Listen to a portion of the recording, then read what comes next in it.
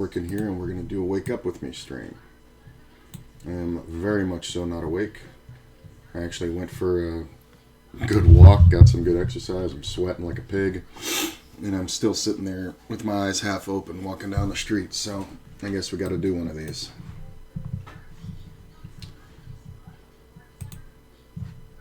Alright, so we're going to go through hand review. These are the last 2 days I played tournaments. There's only about 10 hands that I think are worth it. A couple of them are just funny, but let's go ahead and get into it. So, King 10 from the small blind, I decided to go ahead and raise. Get a call, see a gut shot. We are in the small blind versus big blind. We make the big bet. This is important to make these bets because making smaller bets and weaker bets, it's your blind versus blind, so your hand values go up. And I'm basically betting as though I'm protecting a middling queen, you know, something like, or 10-9 or ace-9 or something like that, or even a pair of like jacks or something.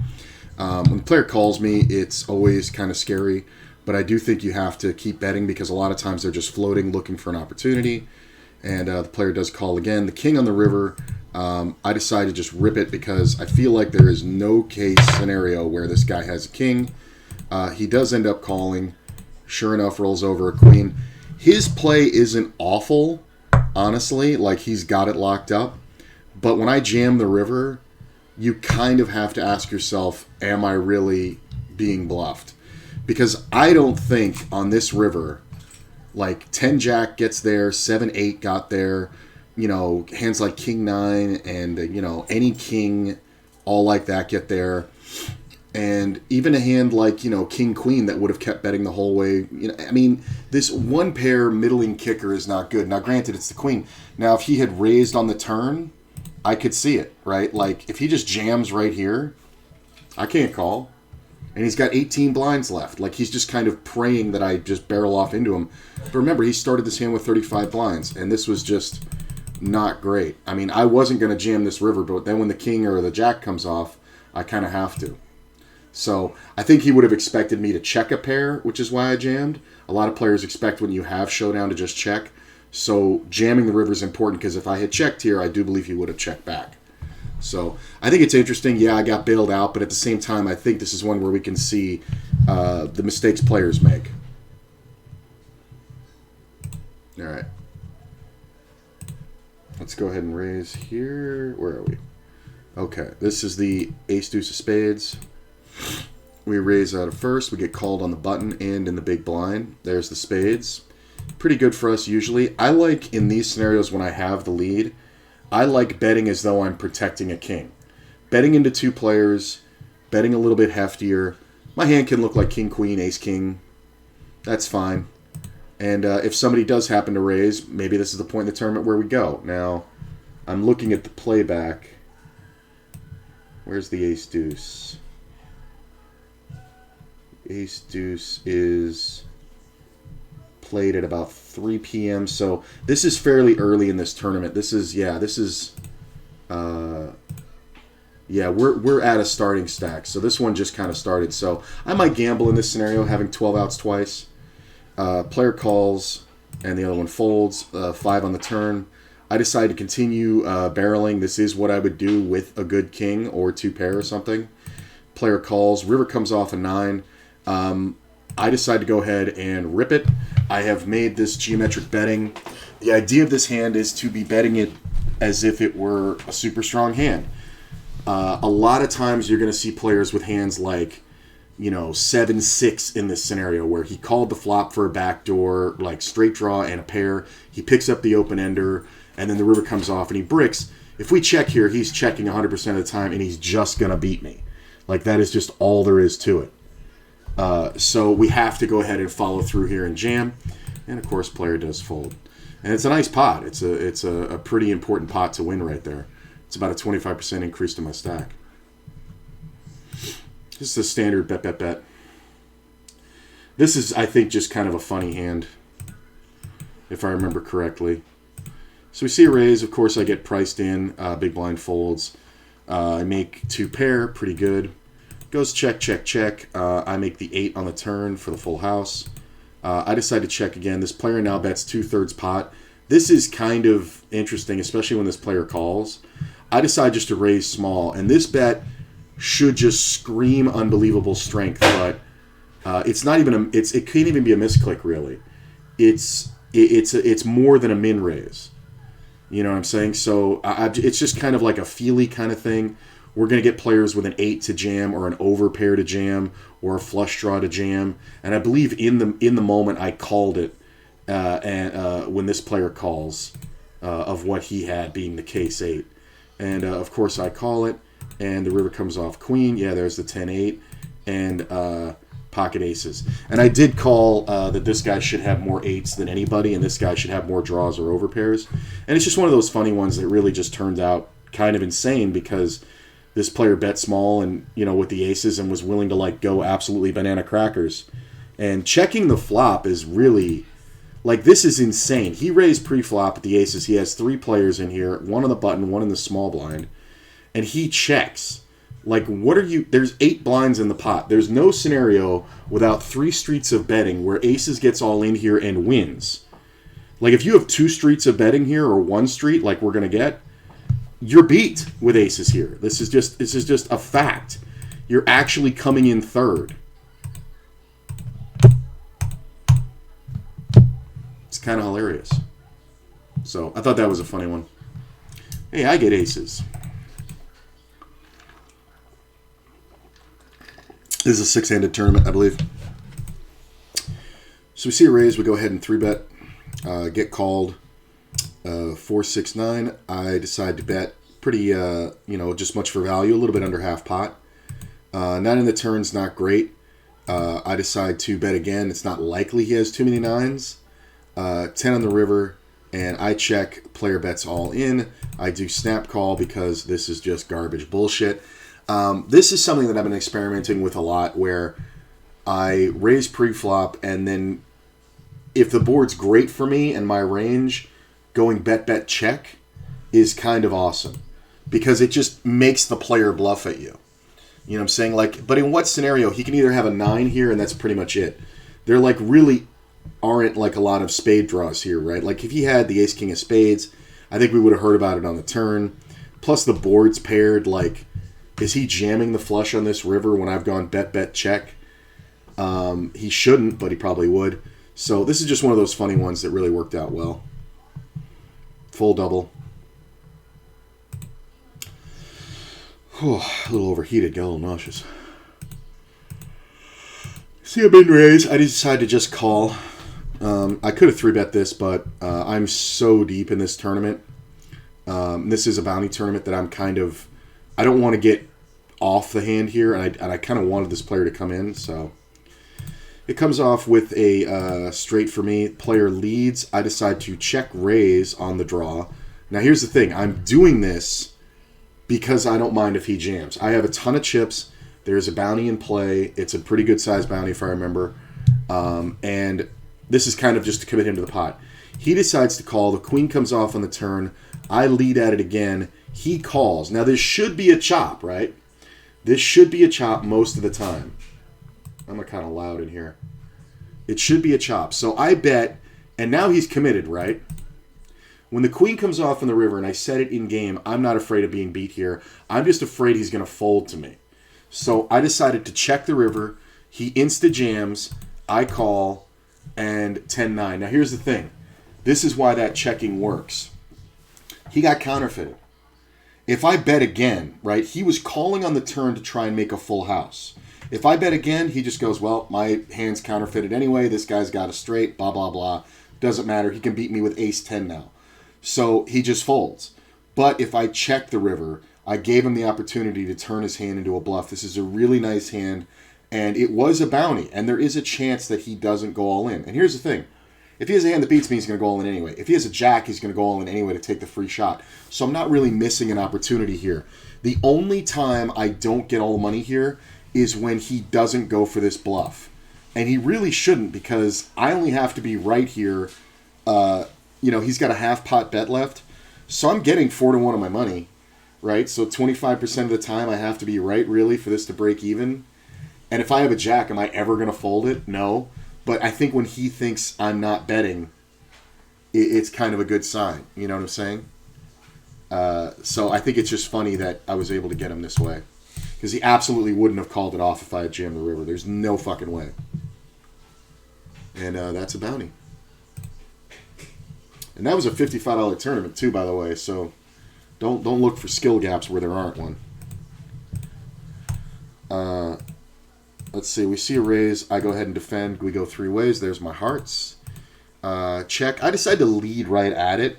I don't do this very often, but this is a flop that should not be good for the initial raiser. And the guy on the small blind kind of took a long time to check. So when he did that, I was like, you know what? He's a non-factor. Maybe I can win the pot right now. So I just donk-led at it, and they both fold. So I like that one. Min raise. I call it. I make a 4. Goes check, check.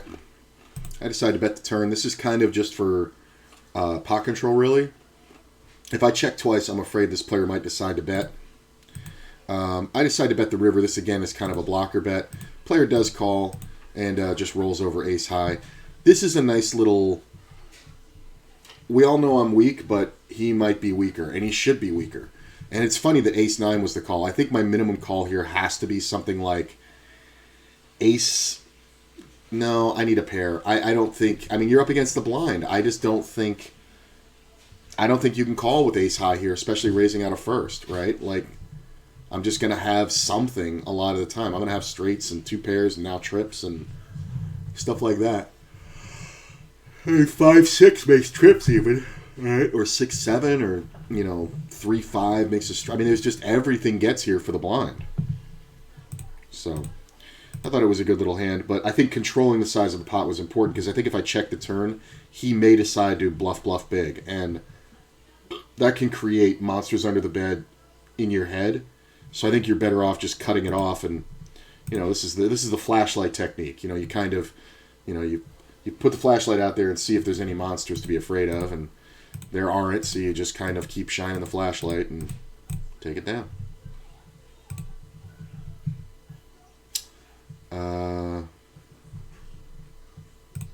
Let's see.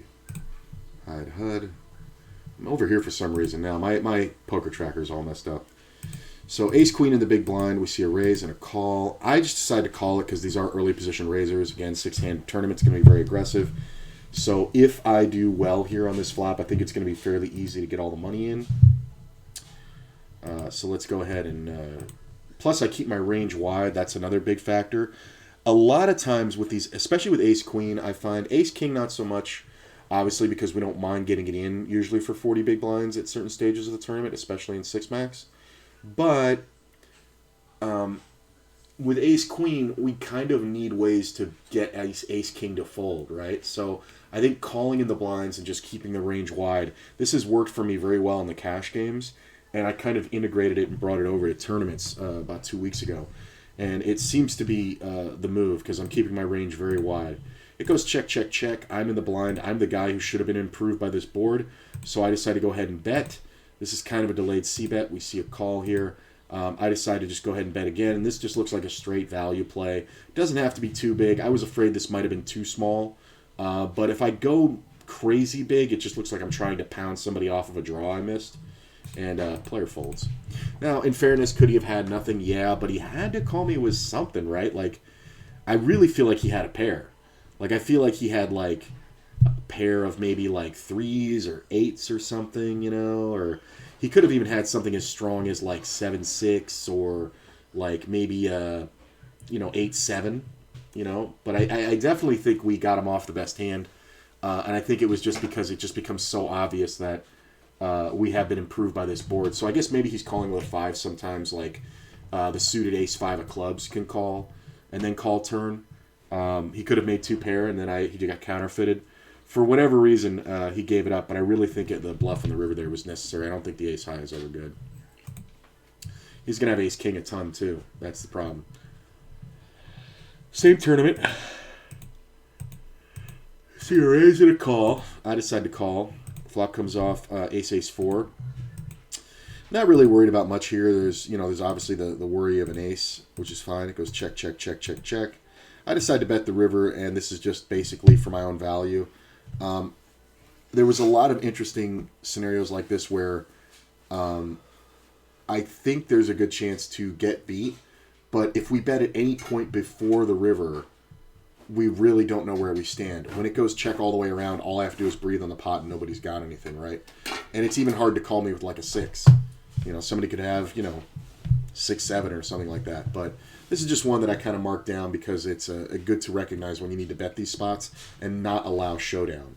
Like, I don't want these guys to know that I'm not 3-betting the 5s or, not like you have to, but some people will interpret what you do with your hands differently than what they do. So less showdowns, the better. Speaking of pocket 5s, that was another format. Hold on a sec. Let me hide this. All right. So we're a little deeper in this tournament. We go ahead and make the raise, get 3-bet, and we call. This is a fun one. I remember this one. Comes off 6-8-8. Check. Player bets. Really, all this player's trying to do here, and this is that 1/3 pot bet. I know this move. This is basically like saying, if you don't have anything, you really can't call. That's true, but I do have something. 9 comes off on the turn. Player now jams all the chips in. Like, this is just an insane bet. It's, for my stack, over pot effective. And I thought about this for a while I was in it, and this was a bigger buy-in tournament, so it's a little scary. But I'm just like, this guy's probably overplaying an ace-king. Maybe he has an ace-king without the ace of clubs in his hand, so he might not be worried about me having that draw. Or he's got the draw to the clubs. So I figured this is one of those ones where I think folding here really isn't an option because he's got one card to come. Now, if he has the best draws, he has any ace, any king, any 6, any 9, or any club to beat me.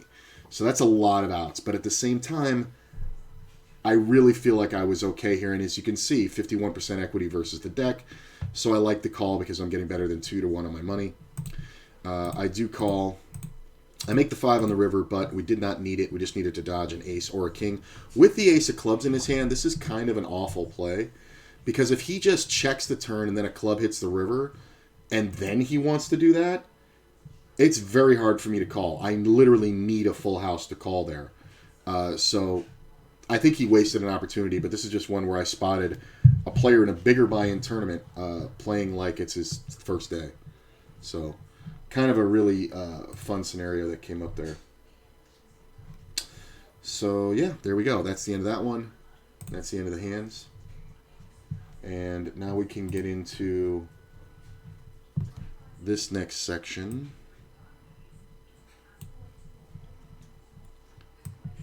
So this is still the flop section. We're trying to finish that up, hopefully by the end of the week. As the pre-flop caller, in position when check 2. So somebody raised, you called.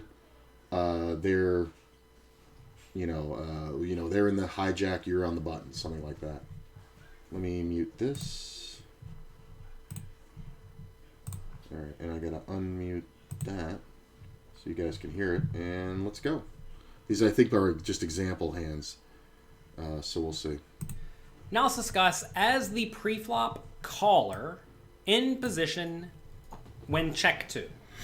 All right, so this is when pre-flop raiser raises, you call in position, they check the flop, and then it's on you. Again, we're discussing playing 20 big blinds deep. Yeah, Your this is all frequencies short stack play. should roughly stay the same, except for you should have fewer draws than when we were playing deeper stack. And that's because we're going to get check raised all in more often, and we want to be able to call the all in a reasonable amount of the time. Still in the marginal made range, 70% marginal to 30% junk is going to hold true. For your sizings, with a range advantage, you're usually going to want to be betting using a small frequency. You can get away with betting some of your marginal hands here, sometimes a lot of your range.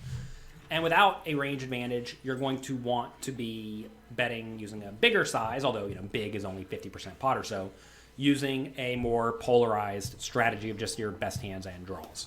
So let's take a look at a few examples to show this scenario. Again, this is when under the gun +1 raises, we call on the button, they check to us on the flop. Okay. We'll also observe the various differences in our ranges and how that impacts our strategy. First things first, notice we call pre-flop with aces and kings, right? Which is really good. It strengthens our range a decent amount. Remember, we saw in the previous example. And see, again, this is all short stack stuff. And this can be as much as, like, honestly, I think this can be as much as 30 blinds, depending on the stage of the tournament and the opponent. But usually these rules hold fast for 5 big blinds, even down to 20. But definitely at 20, these ranges are amazing. It's the kind of thing where you're going to get players to barrel off into you. And obviously on this flop, we flop the nuts. But calling with the aces pre-flop and the kings, and then, forcing the action with queens, like, that's why these hands are grayed out, is that we're 3-betting them or jamming the queens, jacks, 10s, 9s. We're probably jamming, or we're probably folding the deuces, and then you see a mix here of calls with the 3s, 4s, 5s, 6s, 7s. But the 3s aren't in our range as much, and the 8s aren't either, because 8s are the dividing line to jam, 3s are the dividing line to fold. It's good to, like, analyze these things. Like, so we're jamming 8s, 9s, 10s, jacks, and probably some mixture of re-raise and call with queens. Just because you don't want a board like this to happen and the guy has, some pair or something like that, and now you don't know if your queens are good. So it's very different in tournaments versus cash. But I just wanted to point that out, that these are all the hands that call, right? So you're seeing the percentages that they call, and where it's great, it's because they're not in the call range, is because they've either re-raised or folded. The ace-10 suited is interesting because this is just a jam. This is never a fold.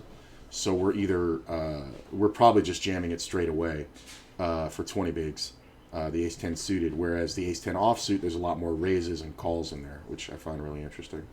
That under the gun +1 usually has a lower equity advantage against the button caller playing shallower stack.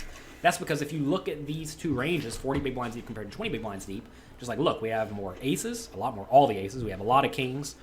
We have fewer hands like... Again, this goes back to the fact that we're willing to play more of these aces at 20 big blinds, because when we make a pair of aces, we probably just are great getting it in. And if it's one of those times where somebody has another ace, that's just too bad. But, that's not as common as you think. So we're just going to be calling with a lot of these aces, making the pair, and then just trying to get the money in as hard as we can. Not by jamming, but by, making sure all the money goes into the pot, getting bluffed. Creating a scenario where we could be getting bluffed. So like maybe somebody c-bets and we have, ace-8. Just calling here is the move. Like, you don't want to re-raise that, because then the guy who's bluffing just folds. Then checking the turn. If the player checks the turn, you check it again, behind him, or maybe betting small. But at this point, you've got more than half your chips in the pot. And then on the river, either him jamming or you jamming. So it's usually just a call scenario, and then you just see a guy roll over like king jack, and you just win. Suited connected type hands that make junky hands more often than not. And we have fewer of the lower pairs that are often just like okay, right? So because of that, we often have the equity advantage, or at least a higher amount of equity. Very rarely are you going to have like a huge equity advantage, but you're going to have a higher amount of equity. So let's take a look at this. This scenario, ace, jack, 5, opponent checks. Again, slow play the nuts, like you see pocket aces is checking. That said, ace, jack elects to bet every time. Ace, queen bets. And then, because we don't actually have an equity advantage, it's still 50-50 or so, we're still going to be checking most of our marginal made hands. And as you see, lots of the weaker aces opt to just check. We're betting with our lower equity draws, like queen 10, right? 10-9. Backdoor draw and with a flush draw, 10-8, backdoor draw with a flush draw. This is like the queen, this check here, by the way, this big chunk. This is like the queen 10 of hearts specifically. So we have the backdoor hearts and the gut shot. So the other ones, though, the worst draws, we're going to go ahead and bluff with. It's the kind of thing like where a lot of times players will just see the ace and be like, that sucks. And then you just can bet and take it away. We're betting a lot of our flush draws is what it amounts to. And again, something you see the solver opting to do is it's using these low pairs as bluffs, because it doesn't particularly want to bet a hand like king 9 of hearts and get check raised off of it. Right.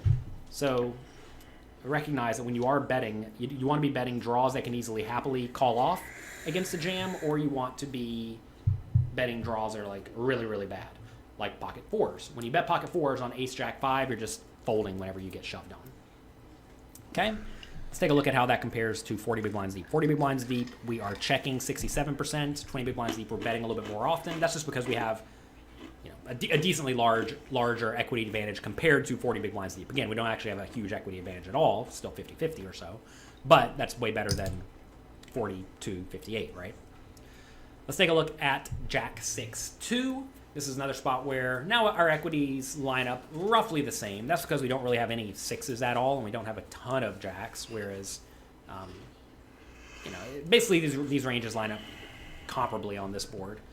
As you can see, when we're betting, we're using a mix of sizes still, but I would tell you in general across the board it's probably fine to go for a small bet. When we do bet, we're betting draws that don't really mind betting and then folding. It's me these low-suited aces. 10-8 with backdoor draw, Queen-9 backdoor draw, right? King-9 backdoor draw, Queen-10 backdoor draw. Notice, again, we're not betting all of the marginal made hands. Like, we're betting ace-jack. See, the point of classifying these hands, too, by the way, is that you don't want to run out of bluffs. So, like, when we are in a scenario where we are playing these hands, taking a certain percentage of them and saying, okay, well, these backdoor draws, I'm going to go ahead and bet with them because I don't mind if I get blown off. It's not like I have, the nut flush draw or whatever, or the nut straight draw, and I don't want to give it up. I want to realize my equity. In these scenarios, you're using these hands to create opportunities to bluff so that your range remains balanced and you take enough shots at winning the pot when you really don't have much chance, with just a backdoor draw at 20 big blinds. But there's 6 blinds in the pot. If you bet 2 1/4 here and the guy just totally whiffed and doesn't have like ace king, ace queen, might just give up. A lot of players are going to fold king queen here when they really shouldn't. But it's just that kind of scenario. So that's the reason for finding these bluffs that don't seem great. I'm saying like the Queen-9 suited, the King-9 suited, ace-3 suited. That's actually one of my favorite ones because you own an ace. And it makes it harder for your opponent to have an ace, and you can end up in showdown scenarios where, like, if you make a 3 or something like that, you can really put heat on them. It's one of those really fun spots. So, just straight up for value. King Jack for value, but you see Queen Jack's checking, Jack 10's checking, Jack 9's checking, which is neat. Also, some of the lower... Those are checking more so for the fact that they're good hands, but when you bet and get action, you're gonna be beat a lot. Hands like King Jack and Ace Jack, obviously, when you bet and get action, you're not as likely to be beat because somebody can have the Queen Jack, 10 Jack, things like that. But when you're sitting here with 10 Jack, your hand can't take that much, that much aggression. Like if you bet the flop and get called, and you have 10 Jack, and you bet the turn and get called, and then the river the guy jams on you, you're probably just smashed, even if the board ran out just nothing. You know what I'm saying? So you have to create scenarios in which it is likely that you are getting bluffed and you win. So like if you go check, flop, and then he checks the turn and you bet, and he calls, and then, the river comes off and it's nothing and you bet and the guy calls, you're probably going to win when the board bricks. But when you bet the river and the guy raises, you are most likely beat. Also, you'll see a lot of times players will go check, flop, check, turn, and then lead river, and it's a less profitable move because there are hands like ace-6 that will check, flop, and then like the turn's a 3 and the river's a 9 or whatever, and they will call the turn, and then they will call a reasonable bet on the river, just thinking that maybe you're bluffing, some garbage, and not seeing the reasons for why you're checking the top pair. And it really is because your top pair is weaker and it just can't take 3 streets of heat. Whereas Ace Jack and King Jack, you're going to want to be betting small and getting all the money in by the river and just kind of making the guy make 3 mistakes in a row with, pocket 8s, or something like that, where he's just like, well, if you don't have a Jack, you can't. Oh, you have a Jack. It's like that kind of thing. Pairs are still being used as bets on the flop, which is cool to see. Essentially just making a protection bet. Again, one thing we're going to see here is that we're using a lot of mixed strategies in these scenarios, like look at the previous example. Basically, every hand bets sometimes and checks sometimes, and it gets a little bit convoluted. So I would tell you the main focus here is to find the hands that are betting very frequently and use those, and then just try to mix in draws that make logical sense. Or if you see some draws that are being used every time, then clearly use those, like ace-3 suited here, ace-4 suited. Because those hands have an overcard, they have a backdoor straight draw, they have a backdoor flush draw, and they don't mind betting and then folding, because if you get check raised on Jack 6-2, they probably have only 3 outs, right? So it's fine to fold a hand that has only 3 outs. Remember, there's got to be a lot of bet folds. folds. What about a 9-7-5? Equities are roughly the same. These are my favorites. Our top pairs are just all betting. Notice here the ace-8 and king-8 does opt to bet. Same thing with ace-6. It's pretty unfortunate if you bet ace-6 and get check shoved, but hey, it's going to happen sometimes. But also notice that's fine because you have aces and kings and all these nines. And this pocket sevens is betting in this scenario. Pocket fives is betting in this scenario. So cool spot where you're betting pretty frequently. About the same as when you're 40 big blinds deep, though. Opting to use a small size. And really, this situation plays out pretty similarly, right? We're betting lots of various backdoor flush draws, like king 10 backdoor flush draw, queen 10 backdoor flush draw. Notice ace jack, king queen, ace queen, etc. These hands with 2 overcards really like to check because they actually have, 6 outs to top pairs pretty good. So you'd much rather bet a hand like ace 3 that has more showdown value than king queen, but essentially a lower chance to improve to a strong enough hand that you're happy to get your money in with, right? So you don't really want to bet king queen and get jammed. To be fair, you probably also don't want to bet like king 10 and get jammed, but solver uses it for balance purposes because it's already using ace 2 and ace 3 and ace 4, right? So cool scenario. When you are betting, though, notice you are betting pretty frequently in this spot. What about queen 10-5, all spades? This is a pretty nasty spot that changes a little bit. Notice a lot of checking, 40 big blinds deep, a little bit more betting, shallower stacked. That's because whenever you bet with an ace of spades and you get raised, you just don't care, right? You're not folding. Plus the factor that there's also the concept that when the flop comes out monotone, the short stack player, effective, is basically leveraging his whole stack. Because if somebody checks to you and they don't have the ace of spades and you bet, they're going to pretty much assume right away that you're going to keep betting. So they're just going to look at you. This is when you get the most folds on the flop when you're short stacked, is when these boards come out. Because people are like, it doesn't matter what the fuck he has. I don't have the good spade that I can call down with, the ace or king of spades. So I'm just going to give it up because this guy, even if he doesn't have anything, he's going to keep betting. So it's one of those scenarios that kind of speaks loudly for itself. It's really interesting. King queen with a spade. I don't think the plan is to fold if you get jammed, which is a little bit dicey, but it's what you should do. King jack bets and doesn't fold as well. Overpairs clearly really like to bet here. What about ace queen? Ace queen and king queen check, funny enough. Could you imagine checking ace queen of diamonds here? Like, let's say, under the gun raises, you call button ace queen of diamonds. Flop comes this, they check. Solver says you're supposed to check this. I did this just the other day. Insane to me. Seems legitimately insane to me to check here with ace queen of diamonds. I think the reason why the solver does that, and I actually looked into this a little bit, found a YouTube video, I think it was Faraz who had it on poker coaching, where he was saying that betting here with top pair, top kicker isn't great because when you get that ton of action, you're screwed. You know what I'm saying? Then you have to fade the whole board. But if you were to check the flop, and then instead of betting 1/3 on the turn, betting like 2/3, then somebody jams on you with the ace of spades because it just looks like an utter bluff and you've bet too big. Now when you snap call, they have 9 outs once instead of 9 outs twice, which is only 18%, which means it's perfectly fine. It's but on the flop, if you get it in versus that hand, you're 65-35. So it's really not great. You know what I'm saying? So, and plus, you're going to be able to figure out if they have straight draws and things like that. But like the ace-9 offsuit with the ace of spades, if they raised pre-flop and then, you bet they checked and you bet the flop, they're going for that check raise every time because what hands can stand that heat that aren't flushes? Like even the ace-queen doesn't love it. I mean, you're short, so you're probably going, but a lot of players won't. You know what I'm saying? Even with a hand as strong as ace-queen, they'll just chuck it in the bin. So I think it's pretty important sometimes to reduce the number of streets, even though you intend to get all the money in one shot. Diamonds. But hey, it's what solver recommends. I would probably not do that, but hey, it's what the solver says, so I'm gonna go with it. I think it works out better at micros, where people aren't expecting that, where they think that every time you're checking, you're trapping. So this is a good delayed c-bet with the monotone board when you have strong showdown. So when you check. 9 instead of ace queen and king queen. Guess because it has less equity, right? Lower equity means you should be betting it more often because it's more likely to get outdrawn, right? As you're more likely to get outdrawn, you should be inclined to bet. Kind of neat that it is checking the ace queen. It probably doesn't want to bet the ace queen and get jammed. I guess that's what it amounts to. And also the nice thing about ace queen and king queen is that you know what turn cards are really bad for you, the spades, right? So if you let it go check with ace queen and it's not a spade on the turn, then you just have a lock on the hand for the most part. And you're very, very happy playing for all the money. So, cool scenario.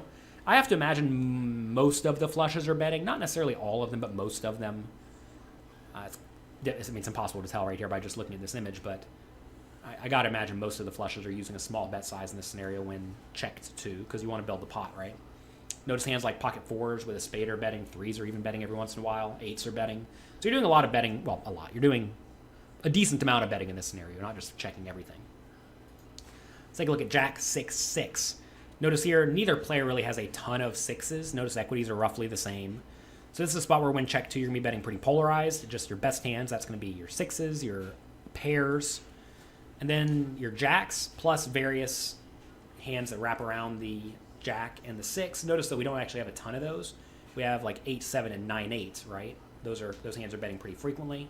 We also have like 10-9, 10-8, Queen 10, King 10, King 9, Queen 9. So all of these hands with backdoor draws are betting very, very frequently. My favorites for those bluffs are the 10-8, 10-9, and the Queen 10, just because the removal that they have versus straights and cards that come off. Like if you decide to bluff this flop and get called, and then the turn comes off and it's, a queen or it's a king or something like that, you then pick up equity and you'll see check check when the player checks top pair on the turn, and then you can bake that straight on the river, and then just they'll just pile into you, and it's just like, whoops, sorry bro, you shouldn't have called the flop with the overs. So it's an interesting scenario when you have, like you said, the wraparounds, which are pretty much a lot of fun. 6-7 is an interesting one too, or 8-7 rather. I don't know so much about the 8-7, but the 10-9, 10-8, and Queen 10 for sure for me. Yeah, King 9 very much so too. And that makes logical sense, right? Also, King Queen is betting. Notice King Queen with a backdoor flush draw is not betting. That's because you don't actually want to bet King Queen with a backdoor draw and get raised. Because if you get raised in this scenario, it's actually pretty bad. That hand has a pretty good amount of equity, and you don't want to get raised off of it. So you don't want to bet it. And it could also win at the showdown sometimes. Not often. You'll probably end up bluffing that hand by the river if it check, check, check, check, because your opponent's going to have a lot of ace high there that you want to make fold. But notice King Queen without a backdoor draw and ace 10 without a backdoor draw opt to bet. Because if you bet that and get raised, yeah, it's unfortunate, but it's okay. Notice the low ace X backdoor draw is betting, because if you bet low ace X and get raised, you can easily fold, right? Remember, in these scenarios, you always want to ask, like, if I bet this hand and get raised, is it terrible? Meaning, like, am I folding out a hand that has 20, 25, 30% equity? You really don't want to be folding out a hand that has 30% equity if you bet and get raised. And you are going to get raised more often as you are shallower.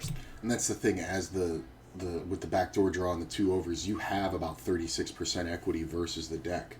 So, like I said, those are the ones that you don't want to bet. Whereas with King Queen offsuit without a backdoor spade draw or backdoor flush draw, you're talking about having literally 24%, which is like, if you bet and get raised off at 24%, or okay, fine, whatever.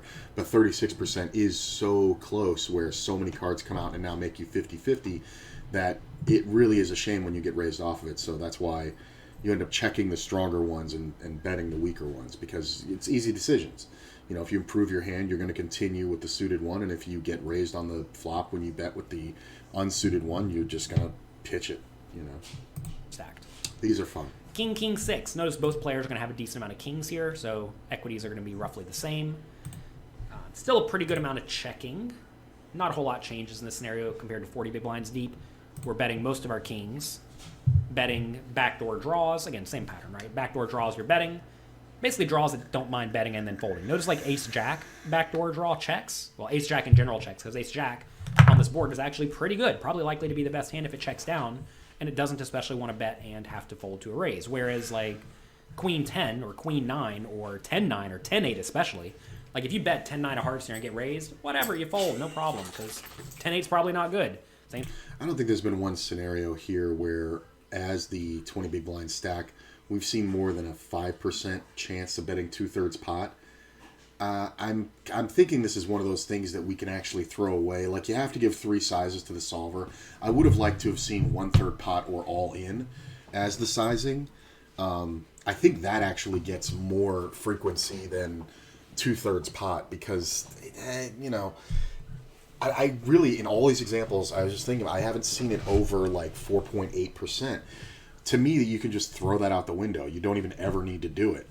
It's going to be a very specific situation where that's a good idea, and it's usually going to be against a super weak player. And when you're at 20 big blinds, you're probably at a point in the tournament where everybody's a bit shallow, you're probably deeper. So the player couldn't be super bad unless they're just like on the Jamie Gold run, So, yeah, I think that's one, just as a side note, I think you can throw away this bet sizing and just go 1/3 all the time when you're at 20 big blinds and never really make a mistake. Same thing with 9-8, 8-7, 7-6, right? All these hands are perfectly viable to bet with the idea that you can easily fold them if you get raised.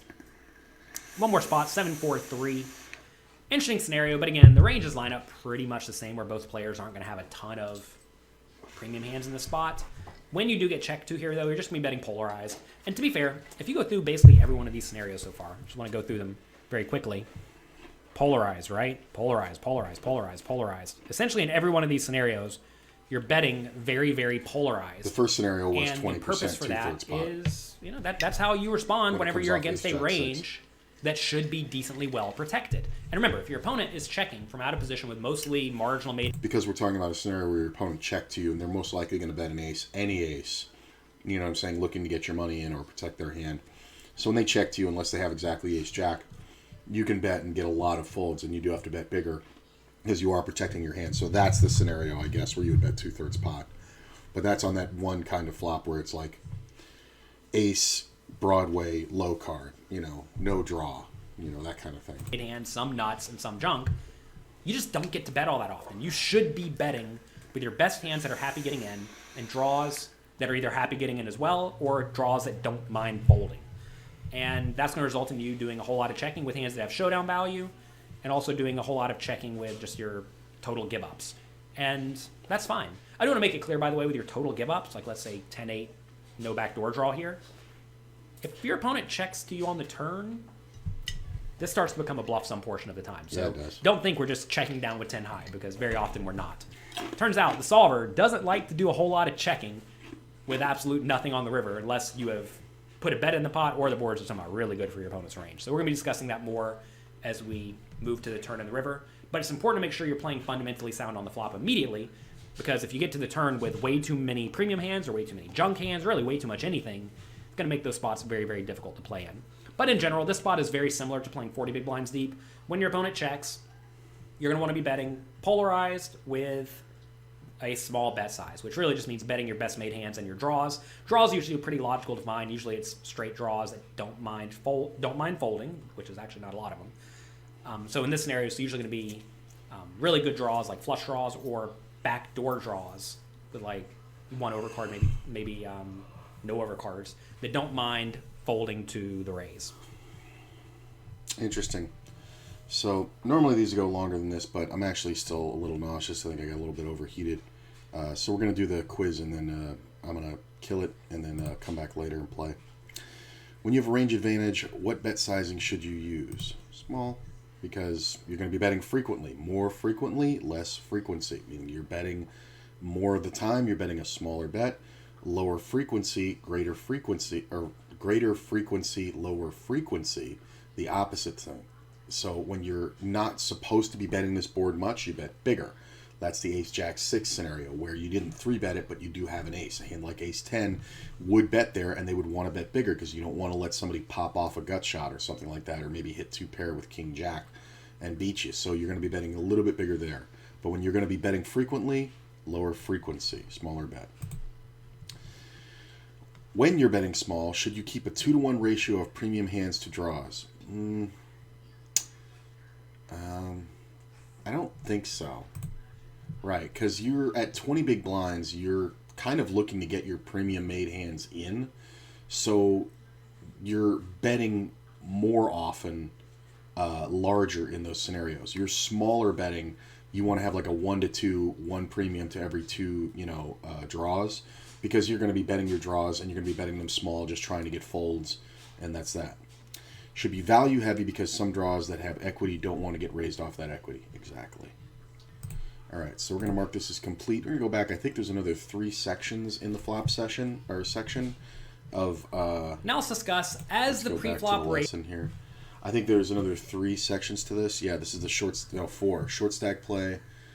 Pre-flop raiser out of position when facing a bet, in position when facing a bet, as the raiser, both of those.